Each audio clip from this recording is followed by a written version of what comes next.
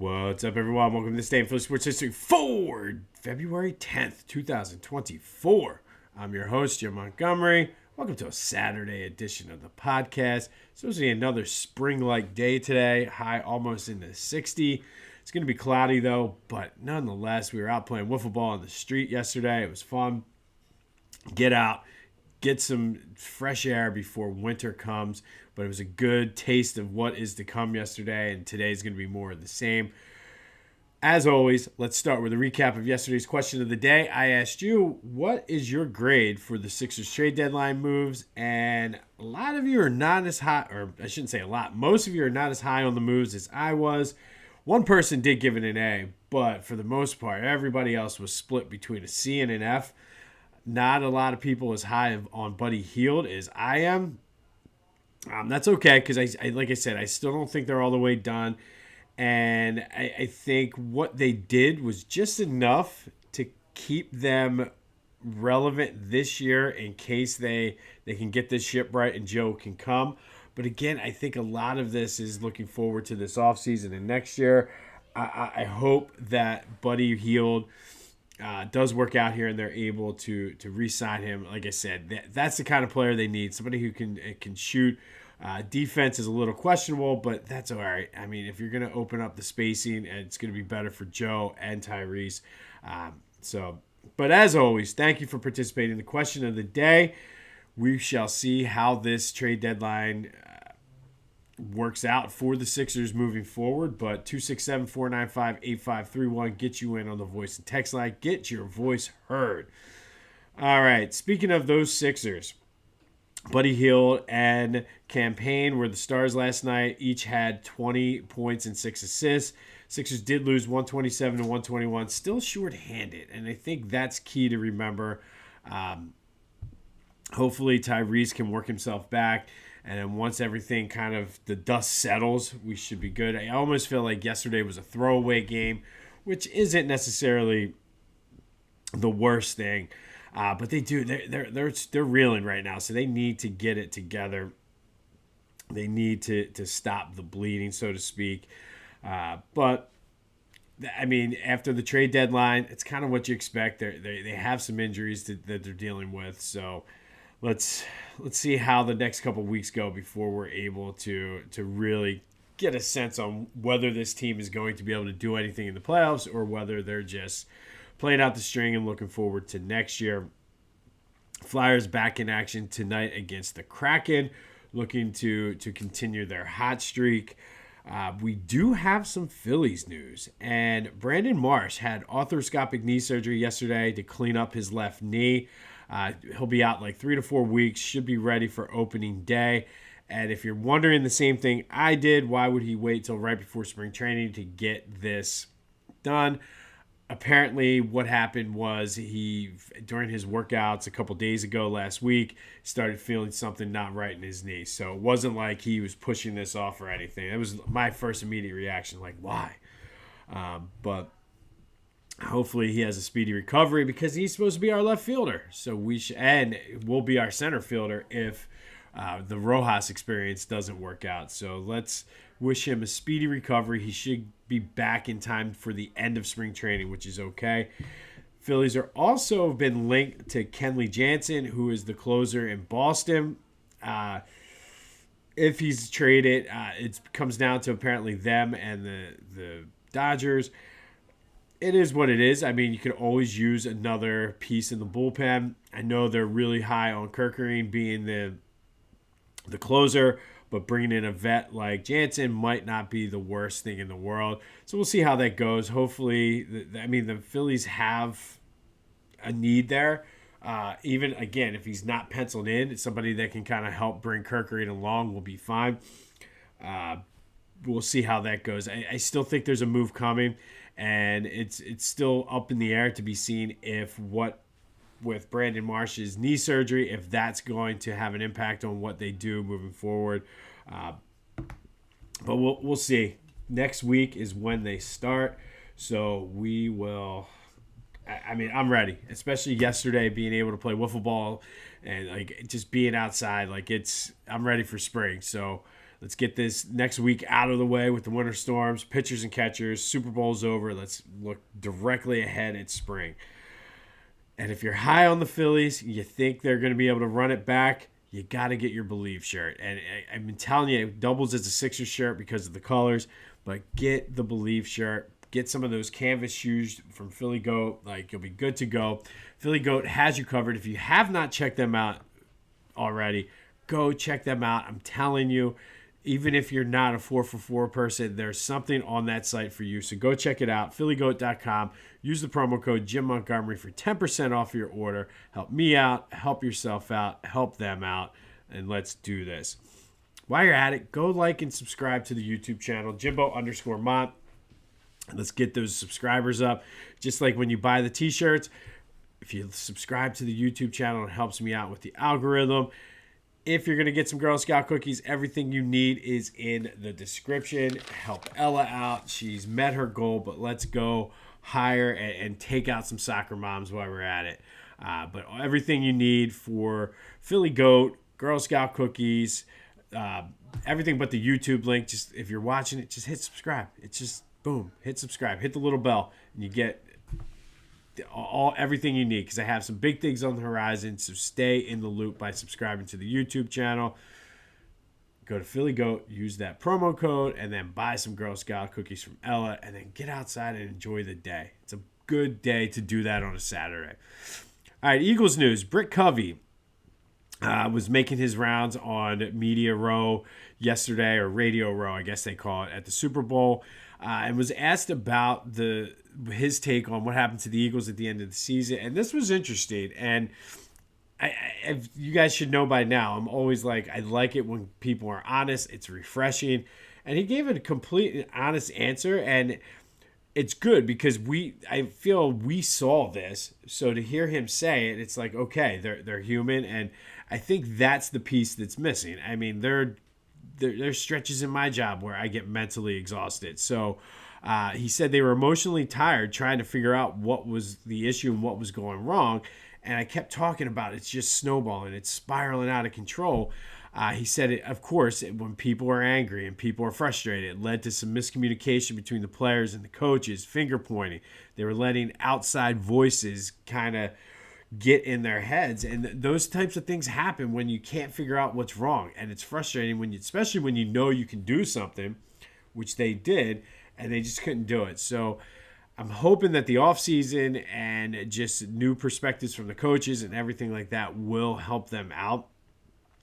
Again, though, it's very refreshing to hear Brit Covey basically say what was wrong, and it was everything we thought was wrong. So good to hear that. I can't wait for tomorrow to be over so we can just put this season behind us, look ahead, and just start getting ready for the 2024 season. I missed this yesterday, but Jalen Carter did not win the Defensive Rookie of the Year. He came in second for that. But I think the bigger story to me was Eric Allen, again, got snubbed for the Pro Bowl. Like, I just don't get it. To me, he's a Hall of Famer. And then based on the numbers of Patrick Willis, it was interesting. There was a lot of chatter yesterday from a lot of people comparing Seth Joyner's numbers to Patrick Willis.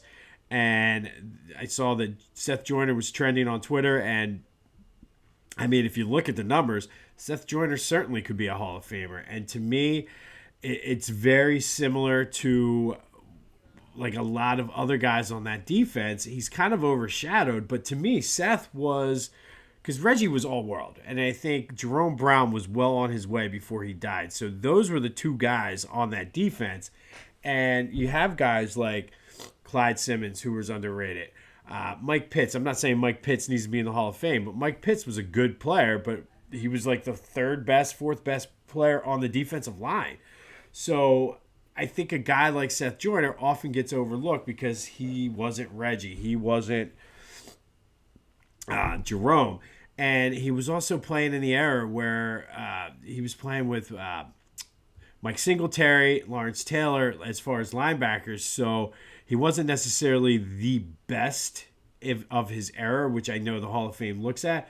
but he was damn good. He's got way better numbers than Patrick Willis. And to me, the thing that Seth Joyner had that some of these other guys don't is he was a playmaker. I remember as a kid watching games saying they need a turnover here. And sure enough, Seth Joyner would come in and make a play.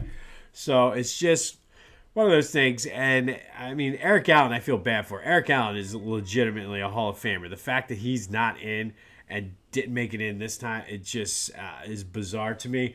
But that leads us to today's question of the day. Seth Joyner, since it was going around yesterday, let's do it. Is he a Hall of Famer? Look at the numbers on this one. You certainly could make the case. I think he was a victim of not only was he like maybe the third, fourth, fifth best player on his own defense. And again, that's not his fault. You had those 3 to 4 guys that were ahead of him were damn good players. But I think a combination of that and the fact that Lawrence Taylor and Mike Singletary were 2 of the greatest to ever do it. And those are the first 2 that popped off my head right now.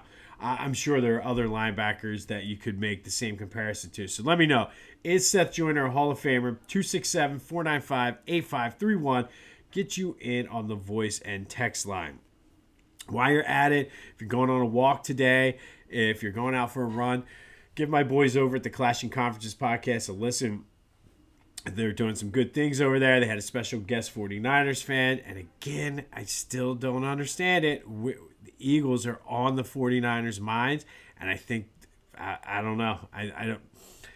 Not ready to make the pick for the Super Bowl yet, but we'll get into that tomorrow. But it's odd how much we're on the minds of the 49ers and their fans. I know for one thing, I would not be thinking about the 49ers, the Cowboys, or anybody if I was getting ready to play the Super Bowl, but they're over there. So go check out my boys over there and give a listen to see what I'm talking about. All right, today we're going to go back to 2002.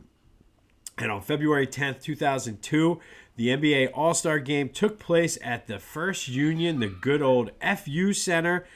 This game was originally scheduled for the 98-99 season, but due to the lockout, it was pushed back to 2002. And the West team beat the East team 135-120. In this version, AI and Dikembe Mutombo were the Sixers representatives. AI only had 5 points, so the defending All-Star Game MVP only had 5 points on 2 for 9 shooting in front of his home crowd. Dikembe had 8 points, 10 rebounds, solid effort by him. Tracy McGrady led the East with 24 points. Paul Pierce had 19. Over on the West side, Steve Nash had 9 assists. Tim Duncan had 14 points, 14 boards. Kevin Garnett, 14 points, 12 boards. But the big story was Kobe Bryant, 31 points, 5 assists, 5 rebounds, taking home the MVP in front of his hometown crowd, which promptly booed him when he received the MVP award. And I know a lot Philly fans caught a lot of heat for that. However, let me explain that you got to remember they were coming off. The Lakers had beaten the Sixers in the NBA Finals the year before, beating them 3 straight, I believe, in Philly that year, and saying that he wanted to rip Sixers fans' hearts out. So I don't know if it was bad-natured booing. He also made the comment at one point he's from LA now and not from Philly or something along those lines. Something to do with the he made a comment that obviously you're egging on Philly fans and Philly fans back in 2002. We were a lot more vicious and nasty back then than what we are now. We've kind of toned down over the years somewhat. But, I mean, again, Kobe Bryant killed us, and we let him know about it. I think after he retired, and unfortunately with his passing 4 years ago already, I think he's come around. I think the Super Bowl video of him celebrating kind of endeared him. And I think ultimately it came down to, for Kobe, it was more like he wasn't on our team. I feel like if Kobe played for the Sixers, we'd have a different mentality on it. When he was playing, I disliked him dating back to high school because of what he did to our high school team. And again, it was more jealousy than anything. The same thing with Michael Jordan, but you got to respect a guy like Kobe. So, I mean, and he took it and he got it, like the whole booing. It was, again, the media making a big deal about it. But Kobe Bryant won the MVP on this day in 2002 at the All-Star game at the FU Center. That All-Star game also happened to be, and this is like two quirky little facts here. It was the last All-Star game that players wore their team jerseys and not the All-Star jerseys that the NBA makes to try to sell and make some money off of it, which, I mean, kudos for them. But they wore their own jerseys, and it was the last All-Star game not on cable. After this, I guess it used to be on NBC. After this, it moved to TNT, where it has been since then. I guess it's on ESPN maybe too, but either way, last game where they wore their own jerseys and it was on cable, or last game over free TV, not on cable. Kobe Bryant won the MVP, which he got booed for at the FU Center on this day in 2002. All right, finally, today's Philly Sports Black History Spotlight. We take a look at Reggie Jackson. Yes, Mr. October is from Wyncote, went to Cheltenham High, where he starred in football, basketball, baseball, and track. From there, he went to Arizona State on a football scholarship, switched to baseball after his freshman year. He was drafted by the Kansas City A's with the second overall pick. Excuse me, I believe that was 19. I should have written this down. I believe it was 1965, but I will look on that. But Reggie, once he received a ton of scholarships to a lot of schools in the South too, but he did not want to go there based on the fact that this was still the time during a lot of segregation and the civil rights movement in the South, so he didn't want to put up with that. So he went to Arizona State, and after he was drafted by the Kansas City A's, would go on to have a 21-year career with the A's, Orioles, Yankees, and Angels. All he did was become a 5-time World Series champion, 3 with the A's, 2 with the Yankees. He did get that moniker, Mr. October, a name that Thurman Munson gave him.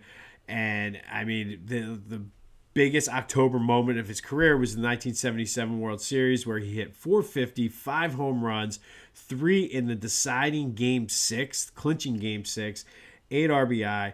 Overall, though, it wasn't just that World Series. He hit, in 77 postseason games, he hit .278, 18 homers, and 48 RBI. I mean, he won 5 World Series.